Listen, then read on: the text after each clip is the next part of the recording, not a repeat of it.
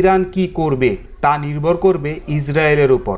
তো এখানে কিন্তু কি করবে এটা একটা ক্রিয়া, কি করবে এবং নির্ভর করবে এটা আর একটা ক্রিয়া।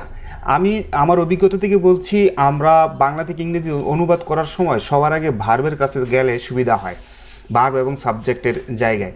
তো এখানে ইরান কি করবে এটা হচ্ছে একটা পার্ট, এবং তা নির্ভর করবে ইসরায়েলের ওপর, এটা হচ্ছে আরেকটা পার্ট। তো ইরান কি করবে এটার জন্য দিব হোয়াট ইরান উইল ডু। এটা কিন্তু হোয়াটটা একটা সাবঅর্ডিনেট কনজাংশন। এই যে আমরা সাবঅর্ডিনেট ক্লজ বলি, সাবঅর্ডিনেট ক্লজ, এটা কিন্তু একটা সাবঅর্ডিনেট ক্লজ। এটা কি একটা সাবঅর্ডিনেট ক্লজ। সাবঅর্ডিনেট ক্লজ নাউনও হইতে পারে, অ্যাডজেক্টিভও হইতে পারে, অ্যাডভার্বও হইতে পারে। তো এই সাবঅর্ডিনেট ক্লজটা আমরা নাউনের রোল প্লে করছে, তা নির্ভর করবে ইসরায়েলের উপর। এই জিনিসটার জন্য আমরা দিব উইল ডিপেন্ড অন ইসরায়েল।